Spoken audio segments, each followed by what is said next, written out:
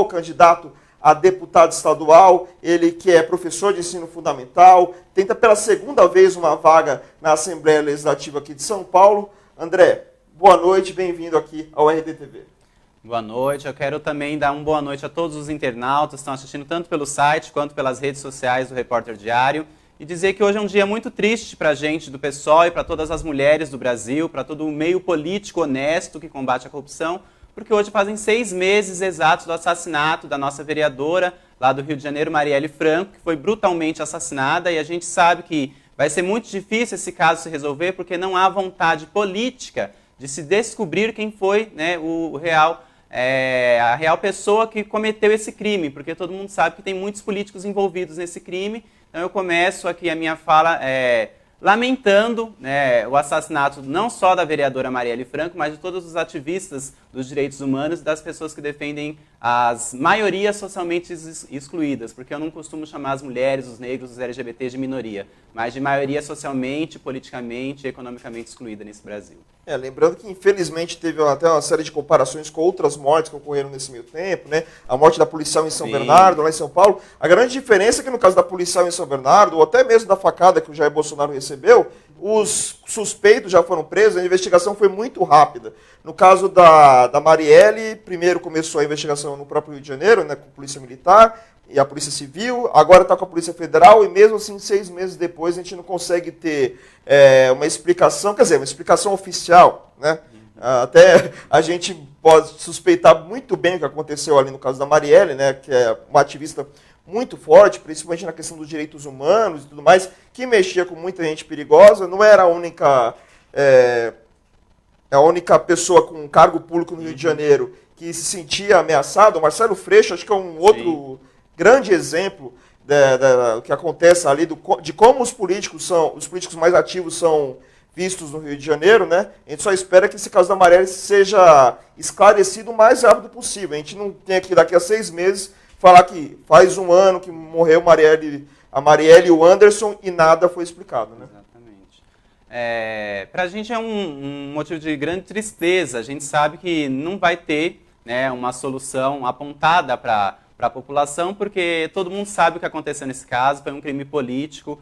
Queriam calar a voz de Marielle, que é defensora dos direitos humanos, né, do movimento LGBT, né, das ditas minorias, mas que de fato não são. A gente sabe que foi um crime político, aí a gente espera que de fato, né, a população consiga perceber o que a determinada justiça e os próprios políticos não querem que de fato apareça. Todos temos que cobrar isso, é um papel, uma obrigação, independente se você partidariza ou não do pensamento da Marielle, do que ela defendia, mas a gente tem que fazer com que esse caso seja esclarecido o mais rápido possível, porque não dá para admitir no Brasil que as pessoas percam a vida só por causa de divergência política ou outras coisas mais. Mas, no caso, André, vamos falar da sua candidatura a deputado estadual. Por que você quer ser candidato a deputado estadual e quais são os assuntos, as áreas que o motivam a tentar uma vaga na Lesp?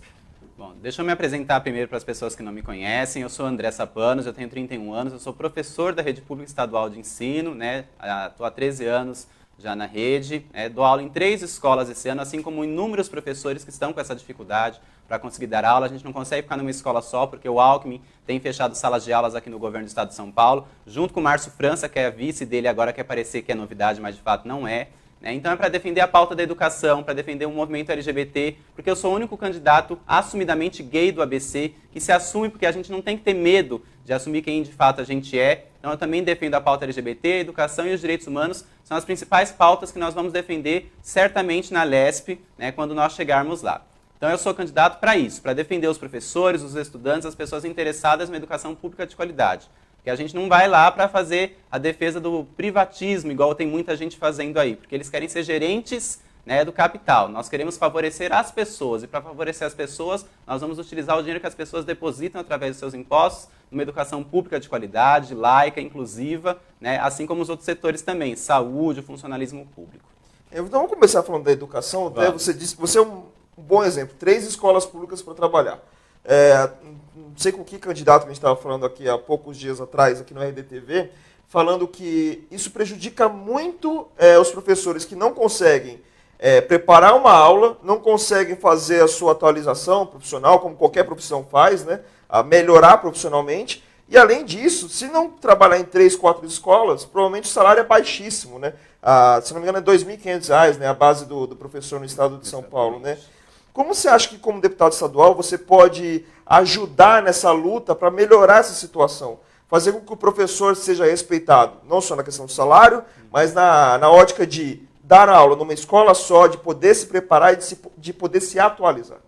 Primeira coisa que é a função de um deputado estadual, nós vamos fiscalizar as ações do governo, né? Todo mundo sabe que 144% a mais foi pago nos valores das merendas, né? Uma merenda que ainda não é de qualidade nas escolas do Estado. Então, o nosso papel de fiscalizador lá, eu tenho certeza que as pessoas que depositarem a confiança na nossa candidatura vão ter certeza um ferrenho combate lá à corrupção, porque nós vamos fiscalizar ferrenhamente o governo que estiver lá, né? Inclusive se for o nosso também, porque nós queremos, né, eleger a professora Elisete Alelaro como nossa governadora, mas independente de quem seja o governador, nós vamos estar lá para fiscalizar, que é o serviço do legislativo lá. Outra coisa que nós vamos lutar fortemente também é para reduzir o número de alunos por sala de aula, porque hoje um professor não consegue dar aula na sala de aula com mais de 40 alunos. Então, se a gente consegue reduzir o número de alunos por sala de aula, vai melhorar a qualidade da aula, né? O professor vai ter mais tempo de atenção para os alunos, né? E fica muito mais fácil trabalhar o pedagógico ali na sala de aula. Então, já existe uma lei, só falta agora regulamentar essa lei no governo do Estado de São Paulo, que inclusive é uma lei de um deputado nosso do PSOL também, nós vamos lutar junto lá, fortalecendo a bancada do PSOL, para que essa lei se efetive de fato e que a gente tenha diminuição do número de alunos por sala de aula. Na questão salarial, o governo, né, o pessoal teve que entrar com uma ação ano passado, porque o governo não quis gastar os 30%, que é, né, vamos dizer assim, que o valor que ele deveria gastar, né, no governo do Estado de São Paulo com a educação. Então o pessoal ele queria gastar menos, daria em torno de 60 bilhões ali do orçamento do Estado de São Paulo. Então a gente teve que entrar com uma ação para que o governo, né, de fato, utilizasse esse dinheiro na educação pública. E a gente fala isso por quê? Porque, de fato, os professores eles estão há mais de 3 anos sem nenhum reajuste salarial. Nós estamos com perdas de 75,33% de defasagem no salário dos professores. Quem é professor, deve ter muito professor acompanhando essa entrevista agora, porque é meu colega de trabalho, sabe disso. Então, nós estamos com uma perda salarial de mais de 75%. Isso, se a gente for ver aí o quanto a gente já perdeu, é por isso que os professores são tão desvalorizados na sociedade atualmente. Porque nós não temos um salário digno, né? Nós ganhamos baixíssimo, nós temos que trabalhar em mais de uma escola para poder complementar isso quando a gente não faz outras funções, sim, não só de professor também. Fora toda a questão que envolve a formação docente, né? Hoje em dia a educação virou um mercado, de fato, a gente vê aí faculdades, a gente pode falar abertamente, uma Anhanguera, né? Um grupo Croton, né? A Fundação Lehman, aí, que tem vendido a educação, grandes grupos têm comprado e quase vendem um diploma, porque a formação é péssima. É uma péssima formação e isso vai respingar depois na formação do seu filho, né? Você que é pai, você que é mãe ou responsável, né, de alguma criança que está me vendo aí agora. Então a gente precisa pensar muito bem no que a gente está fazendo com o futuro do nosso país, porque eu falo com o futuro. Eu falo com o presente hoje, só agindo no presente, mas eu estou falando com você que pensa no futuro. E você que pensa no futuro sabe muito bem que as faculdades hoje em dia estão vendendo diplomas, né? Esses cursos AAD, aí, à distância que eles fazem, né, não, de fato, eles não conseguem ter um arcabouço teórico para que essas pessoas depois vão para a sala de aula e consigam, de fato, transmitir um conteúdo de qualidade para os filhos e filhas da classe trabalhadora. Mas é tudo isso que eles querem, viu, Carlos? É tudo isso que, de fato, eles querem que aconteça, porque eles não querem que a população seja educada e politizada. Porque se a população tiver uma boa educação de qualidade, ela vai começar a ser crítica. Sendo ela crítica, ela vai começar a questionar um monte de coisa que está acontecendo nesses governos aí. Então é muito importante que você perceba, né, que a nossa principal luta vai ser lá pela educação, pela fiscalização. E também nós vamos lá fazer ferrenhamente um combate lá à LGBTfobia, porque nós não podemos aceitar mais que o Brasil seja o país que mais mata travestis, transexuais e transgêneros aqui, né? E sabemos muito bem que o ABC contribuiu por muito tempo com isso. Quem não se lembra dos carecas do ABC em décadas passadas, que ainda inclusive tem sede aqui na cidade de Santo André, onde nós estamos agora fazendo essa live ao vivo com você. Então é importante que você saiba que nós vamos combater ferrenhamente lá todas as pessoas, né, que demonstram a sua LGBTfobia, inclusive já está no plano de governo do PSOL em nível nacional, nós vamos pegar todas as empresas que têm algum tipo de discriminação, né, ou que praticam algo de machismo, LGBTfobia, e nós vamos criar uma lista suja, né? Nós vamos colocar em praça pública para que todo mundo saiba quem são as empresas que estão cometendo tipos de LGBTfobia, de machismo, de assédio com os trabalhadores, né? Fora outras coisas muito importantes no setor da saúde e outros setores públicos que nós vamos defender. Mas nós vamos pegar esses 3 eixos principais ali, né, que é a educação, que é o combate à corrupção e também a questão, né, dos direitos humanos, focando um pouco mais para a questão da população LGBT. Na questão até do LGBT, eu falo sempre aqui no RDTV, nós brasileiros, o país é um país homofóbico, é um país machista, só que a gente não admite isso, né? E a gente não, parece que o brasileiro odeia admitir os próprios erros, né, para começar a melhorar. E cada vez mais está deixando claro que é um problema social, sim. Que é uma população, independente se você usa minoria, maioria como nomenclatura, é uma população que merece, sim, ser mais respeitada. E o poder público tem a obrigação de fazer isso.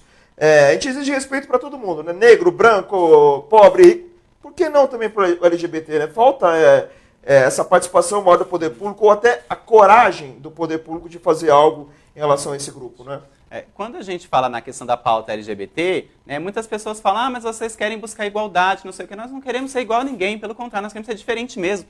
Né? Nós queremos expressar as nossas diferenças, o que nós queremos aqui é equidade. Nós queremos ter igualdade nos direitos, porque quando eu falo equidade, provavelmente você que está me assistindo aí, você não sabe que um LGBT no Brasil, através de uma norma da portaria 33 do Ministério da Saúde, é proibido de doar sangue no Brasil, porque classificaram a gente como um grupo de risco que a gente não pertence. Nem todo LGBT é promíscuo, assim como nem todo hétero também é promíscuo. Então não podem classificar a gente nesse grupo de risco que a gente não pertence. A gente quer lutar para combater essas desigualdades. Porque parece que está tudo bem, está tudo evoluindo para a população LGBT. Mas não está, porque não existe garantia legal nenhuma. Porque o que nós temos hoje em dia de alguns direitos para a população LGBT são resoluções do STF, né, e também do Conselho Nacional de Justiça, que estão sendo questionadas por vários juízes no Brasil. Então nós precisamos fazer mudanças na Constituição. Para isso nós vamos ter lá os nossos deputados federais, é lógico que a gente vai indicar algumas coisas, para poder fazer mudanças constitucionais, para que a gente possa de fato ter alguns avanços para a população LGBT, assim como já existem alguns direitos para a população hétero.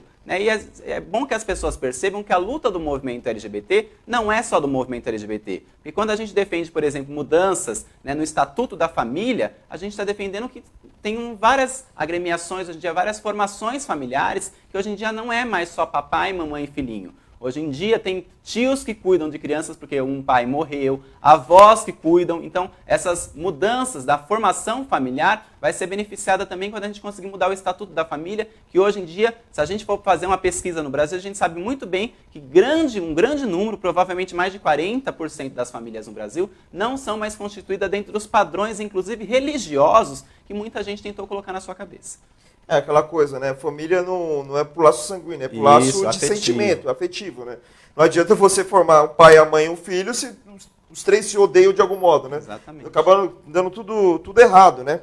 E em relação ao ABC, a gente sabe, a gente vive falando aqui da campanha Vote pelo ABC, da região, ter representantes na Assembleia Legislativa, na Câmara Federal, para poder defender assuntos que são pauta aqui no ABC. Você, lá em Mauá, a gente vira e mexe, se esbarra na Câmara, sei que você também é muito ativo nas questões de Mauá, do que Mauá precisa melhorar, do que precisa evoluir.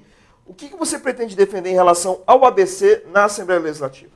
Bom, eu penso que eu vou ser deputado pelo Estado de São Paulo. Eu tenho que defender o Estado inteiro. É lógico que eu vou favorecer a região que eu sei, né, onde inclusive a gente vai ter mais votos. Porque eu tenho certeza que Mauá, São Bernardo, Santo André, Rio Grande da Serra, Diadema, São Caetano, né, serão cidades que darão bons votos para a nossa candidatura, porque confiam na nossa honestidade, no nosso combate à corrupção que a gente tem feito durante toda a nossa vida.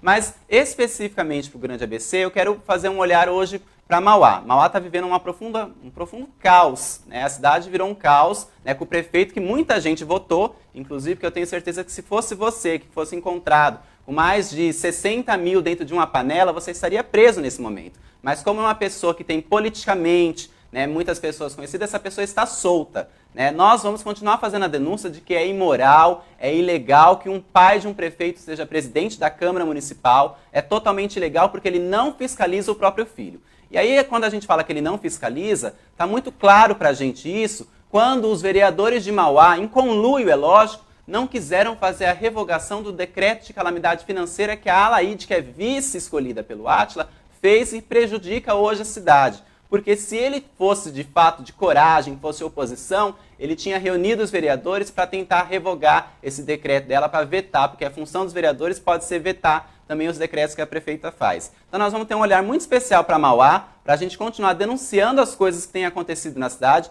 Muita gente sabe de que muita coisa que está acontecendo hoje em dia em Mauá, a gente já fazia denúncia há muito tempo. Por quê? Porque enganam a população durante o processo eleitoral. Estava vindo para cá, eu vi milhares de pessoas segurando bandeiras, entregando papelzinho na rua. É tudo pessoa que tem emprego somente até o dia 7 de outubro. Porque a situação está tão difícil no Brasil que as pessoas têm que se submeter a entregar panfleto e segurar uma bandeira de uma causa que elas não acreditam. Mas é pelo dinheiro, até compreendo essas pessoas, porque essas pessoas precisam manter as suas famílias. Mas essas pessoas vão estar empregadas somente até o dia 7 de outubro. Depois do dia 7 de outubro, essas pessoas não têm mais emprego.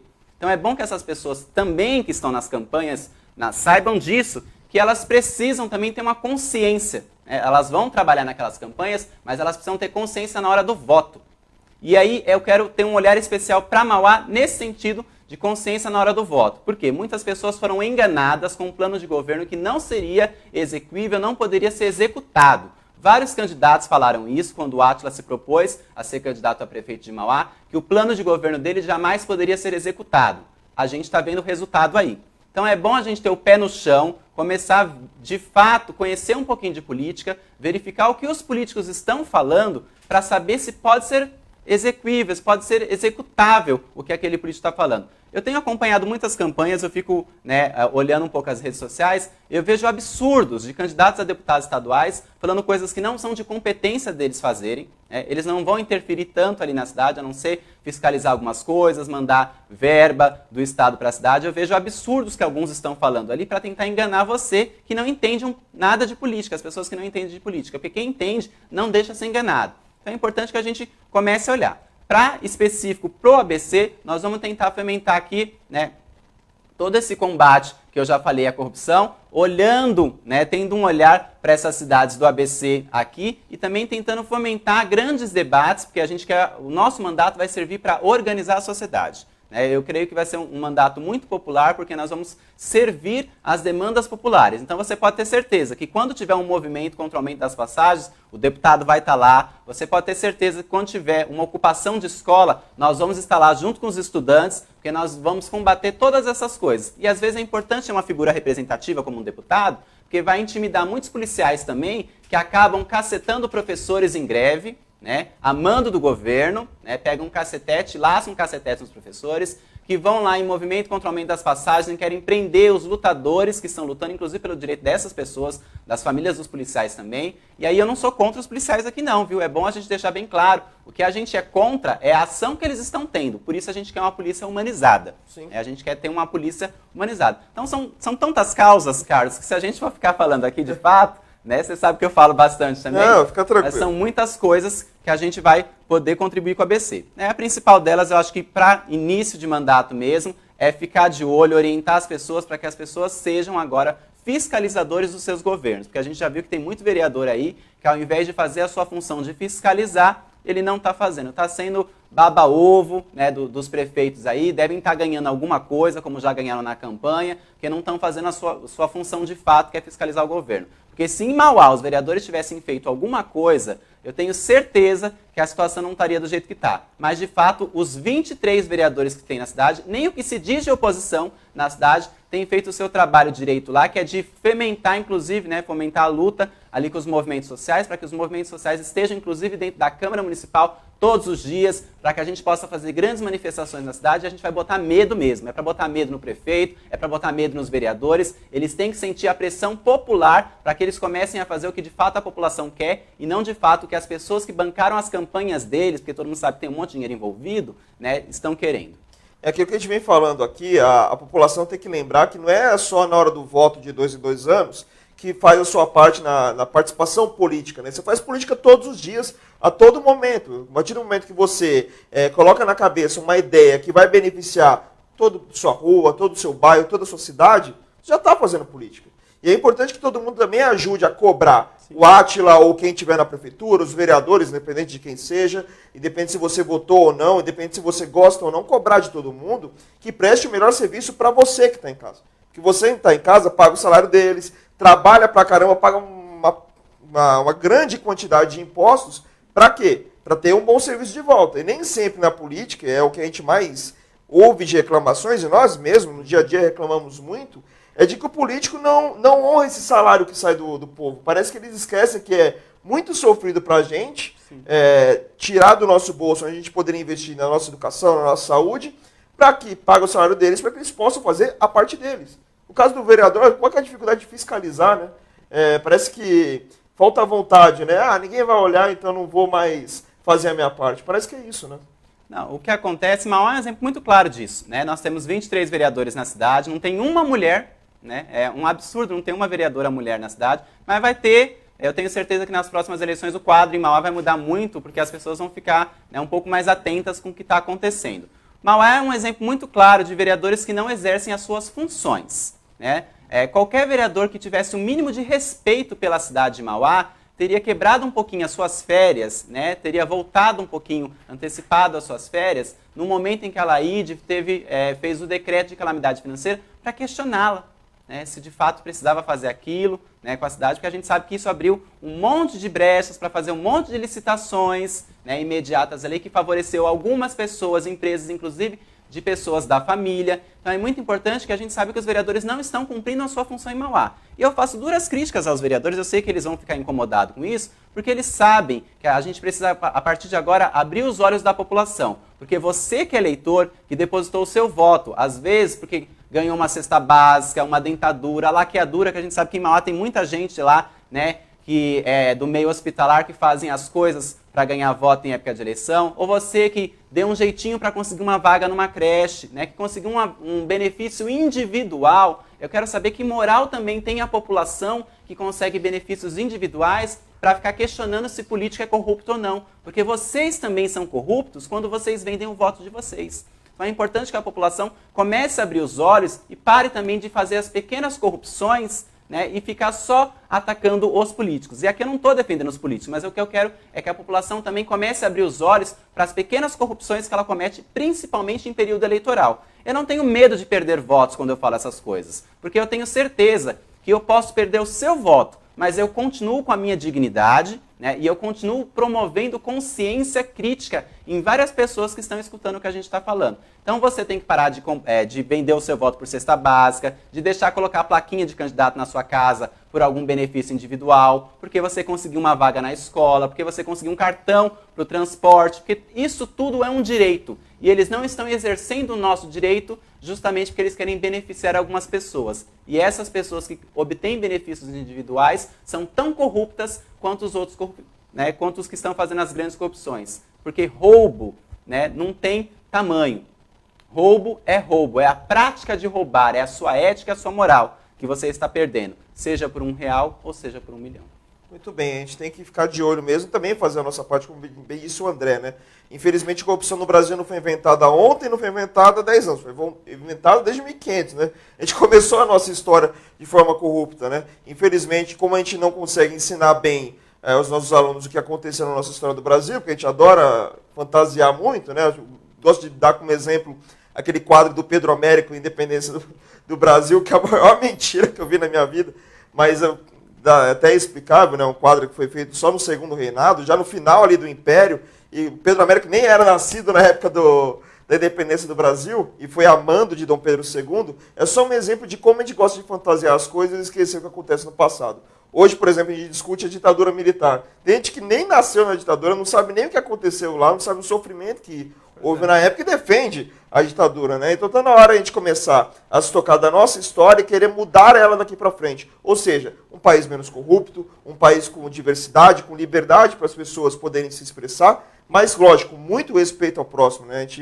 Essa eleição acho que está demonstrando muito isso, a falta de respeito, todo mundo está tendo uns com os outros, independente da situação. Falta de respeito com o dinheiro público, falta de respeito entre candidatos, falta de respeito entre até ideologias, podemos dizer assim. Infelizmente, cada vez mais o país se afundando, a gente nos tocando que está todo mundo no mesmo barco. Ou todo mundo se ajuda e faz a sua parte, ou nunca mais a gente vai sair desse lamaçal. Só trazer aqui a participação do pessoal, a Fernanda Ribeiro, o Kleber Rocha Rodrigues, o Renato Baiano, a Zenaide Alves, o Gomes Pegoto, o Renato Teixeira Francisco, a Lucide Souza Lima, a Angelita Miguel, a Aline Bernardo, o Matheus Ferreira, o Michel Reginaldo Nascimento, o Jane Mascaro, o Cleante Ferreira, a Denise dos Santos, o William Sará, a Lu Andrada, Aldo Pestana, e trazer também aqui o Davi Nascimento, falar aqui do Tarcísio Ramos, que está fazendo uma pergunta. Ele fala assim: boa noite, Carlos. Gostaria que o candidato falasse sobre as propostas que ele irá encaminhar para a população de idosos, que dentro de alguns anos será uma população maior do que o de jovens, né? Em especial para o ABC, que essa população está abandonada, desde questões de hospitais públicos, direitos básicos e acesso à cultura inexistente na região. Bom, nós temos uma proposta específica para a população, né, de idosos, que é o centro de referência do idoso. Nós queremos criar, fora as questões de saúde, que poderia, né, já estar envolvido ali nesse centro de referência do idoso, é também onde a gente possa fazer um atendimento para que essas pessoas se sintam parte, né, dessa cidade. Porque a gente vê o quê? Por exemplo, Mauá é um exemplo muito claro. Você está em Mauá porque eu moro em Mauá, viu, gente? Apesar de conhecer, né, quase o estado de São Paulo inteiro, mas a gente vê muitos idosos que ficam ali nas praças, né, muitas vezes porque eles não têm o que fazer em casa, né, e as famílias não dão a devida atenção para esses idosos. Então a gente quer criar práticas esportivas, né, também para estimular a mentalidade, o psíquico desses idosos, para que eles possam ter, fora esse espaço de convivência, um espaço para a saúde voltado para os idosos, que é o centro de referência do idoso. A gente tem que lembrar que a população do Brasil, pelo menos segundo o IBGE, daqui a 20 anos vai começar a reduzir. Como bem disse aqui o Tarcísio, a gente vai ser uma inversão, né? O Brasil, que é um país muito jovem, vai ser um país mais idoso por uma série de motivos. A expectativa de vida do Brasil vem crescendo a cada ano e a natalidade vem diminuindo, né? Até por uma série de investimentos que foram feitos na educação, no sentido das mulheres. As mulheres estão estudando mais, trabalhando mais, deixaram de ser aquela coisa submissa de faço 18, vou casar ali, vou ter só filhos e vou cuidar da casa. Não é mais isso. Agora a população feminina está cada vez mais se tocando do seu papel na sociedade, de participar ativamente disso e, por consequência, acaba querendo ter filhos mais tarde ou nem mesmo querendo ter filhos, né? Vira e mexe, aumenta o número de casais aí que preferem adotar cachorros e gatos do que terem filhos. Mas então é uma preocupação evidente que o Brasil deve ter nos próximos anos. Abraço para o Cleante Ferreira, está falando que está aqui. Abraço, Cleante. E o Fernando Lopo. Em relação ao Mauá, eu queria voltar especificamente nesse caso do Átila, Araíde, essa briga toda. Feito, né? Essa operação prato feito, mas de um prato indigesto, que bastante. Dificilmente se vê a luz no fim do túnel dessa história, né?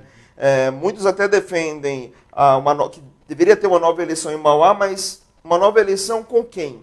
Quem seria o nome que teria a capacidade de unir toda a população em torno de um caminho para mudar?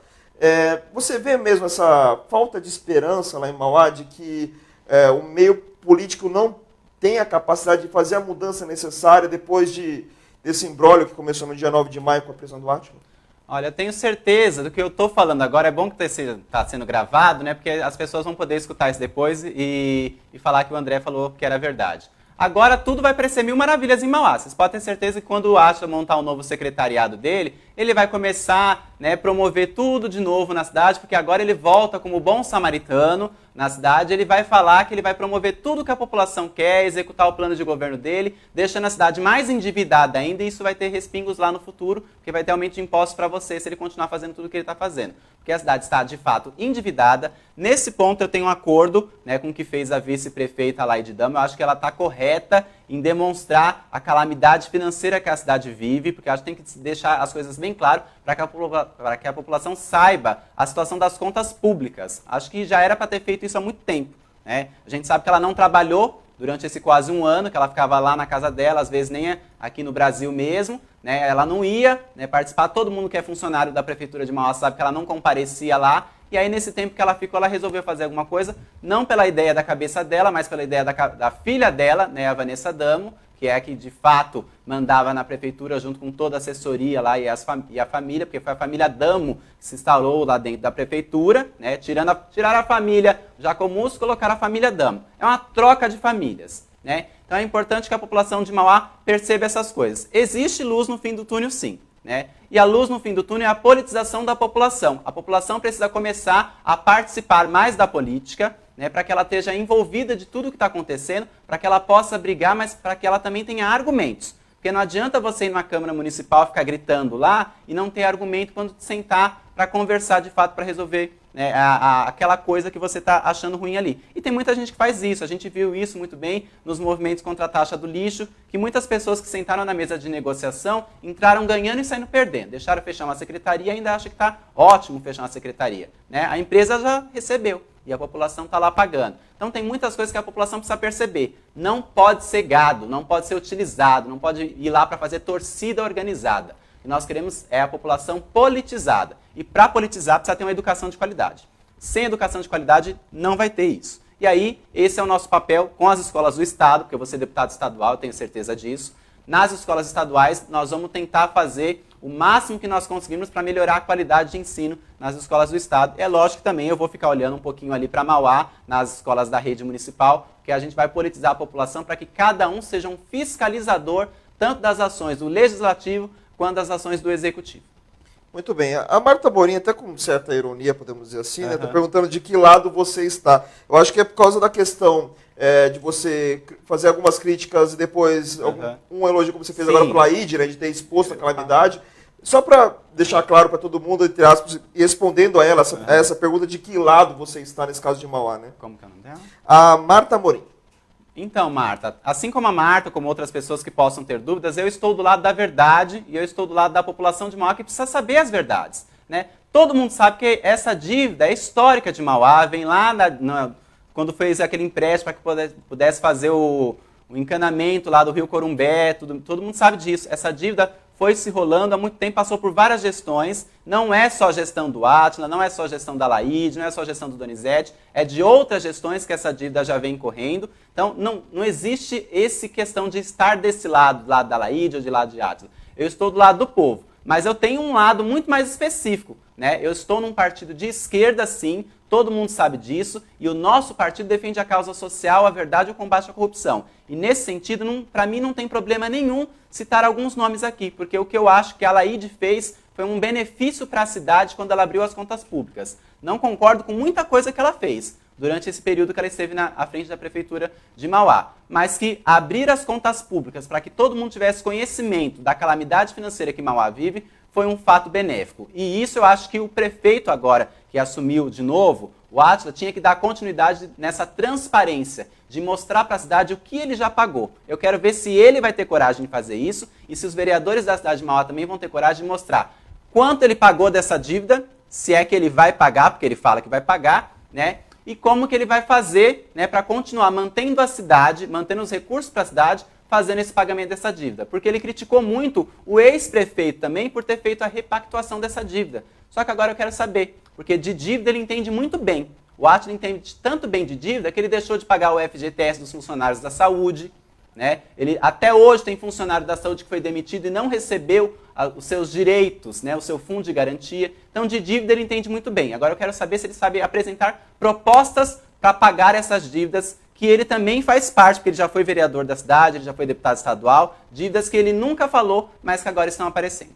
Muito bem. O Joed Teles está fazendo uma pergunta que até é uma dúvida de todo mundo, e na verdade eu posso responder, que ele fala assim: boa noite, eu sei que não tem um bom ambiente para a Laíde continuar na prefeitura ao lado do Átila, mas é legal que ela continue recebendo salário sem trabalhar. É o seguinte, Joed Teles, o problema aí não é a questão da Laíde ou do próprio Átila, é uma questão de lei. A vice-prefeita, ela é um cargo de expectativa, então ela não tem exatamente uma obrigação de estar presente na prefeitura, ela não tem obrigação de cumprir ali alguma função específica, porém ela tem o salário dela e ela recebe. Em algumas cidades, o vice-prefeito é colocado como um secretário forte, colocado ou como uma função até de um segundo prefeito, né? Enquanto o prefeito está de um lado na cidade, ela está do outro verificando todas as denúncias, todas as demandas que existem na cidade, porém, não é o caso da Laíde. A gente relembrou aqui nessa semana,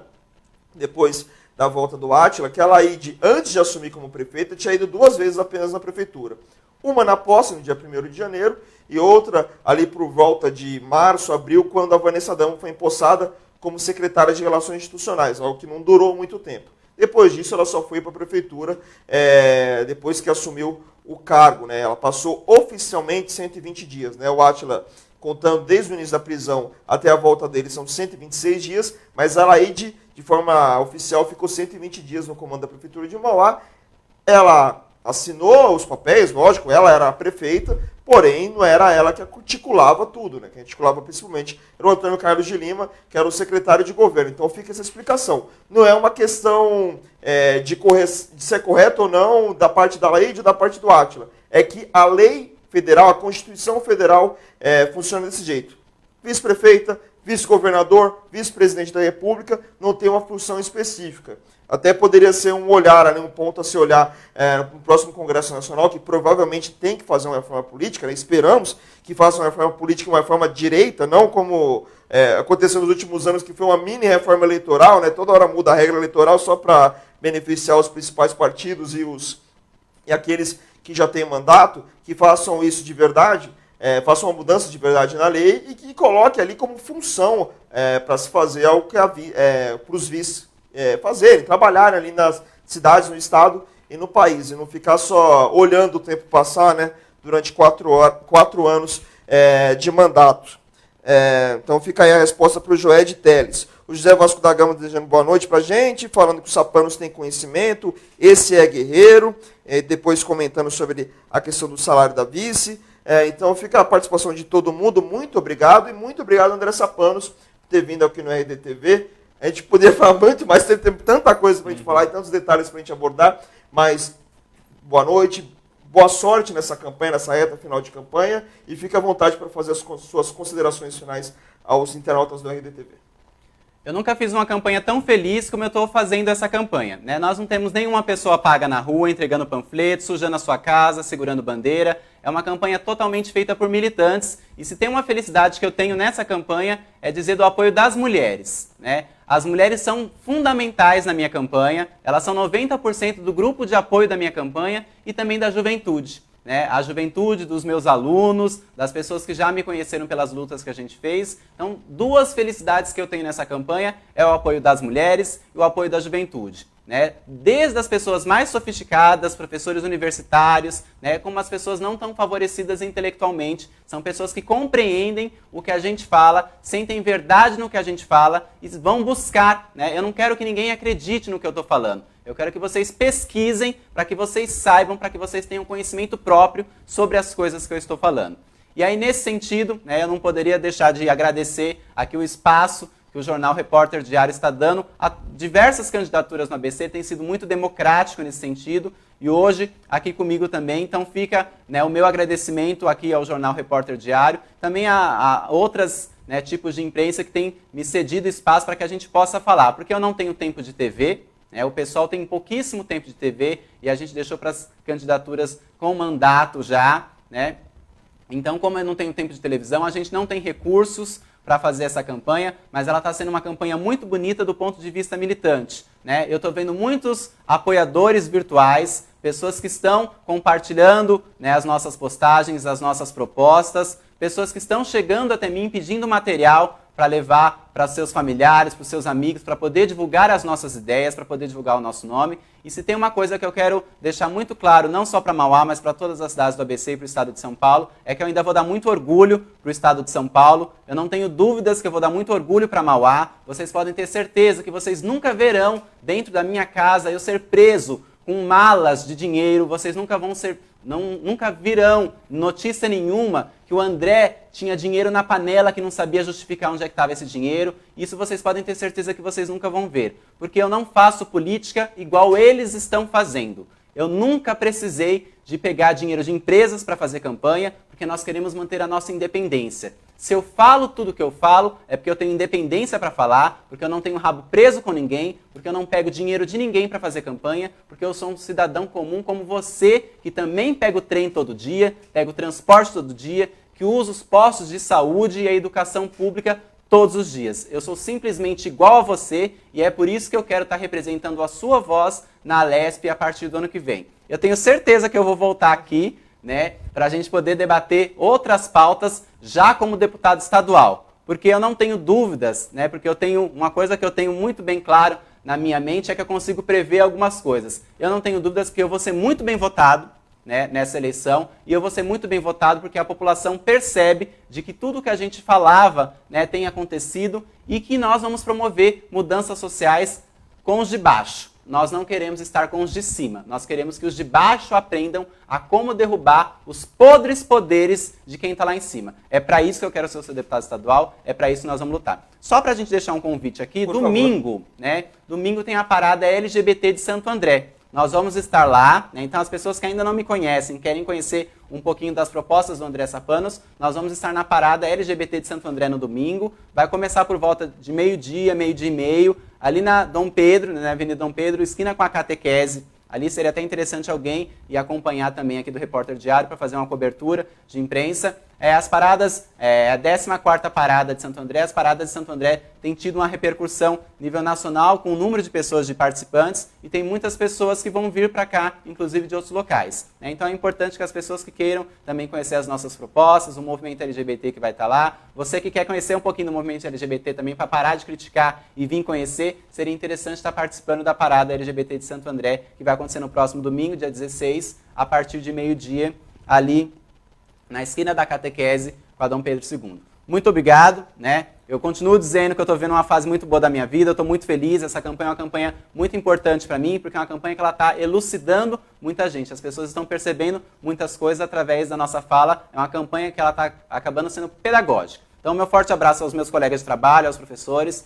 Peço desculpa aos pais dos meus alunos, aos meus alunos por esses 3 meses de ausência, mas todos vocês sabem também que é por um bom motivo, que eu também estou contribuindo muito para a educação de muitas pessoas quando eu falo muitas coisas e isso consegue atingir um número maior de pessoas. Muito bem, esse foi o André Sapanos, e lembrando que muita gente acha que parada LGBT é só festa e tudo mais, por causa do que acontece na Parada de São Paulo, que virou comercialmente o maior movimento de dinheiro, de gastos na cidade de São Paulo, superando até a Fórmula 1, né?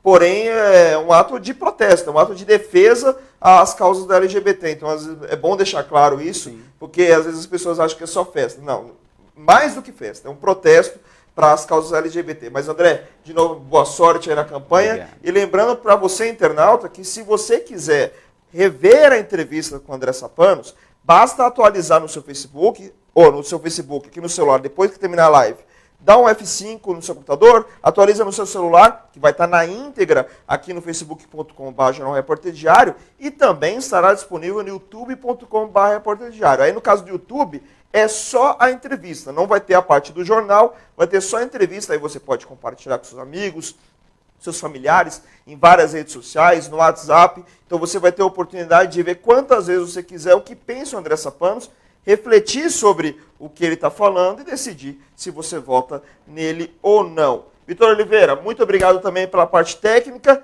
O RDTV encerra aqui no estúdio, porém, daqui a pouco a gente volta com o Leandro Amaral, diretamente do Clube 1º de Maio, onde tem aí o evento do Ailton Lima, do PSD, candidato a deputado federal, que contará com a presença do ministro das Ciências e Tecnologia, Gilberto Kassab. E o RDTV no estúdio volta na segunda-feira, às 19h30. Mais informações, repórterdiario.com.br. Um grande abraço para todo mundo, um ótimo final de semana. Tchau.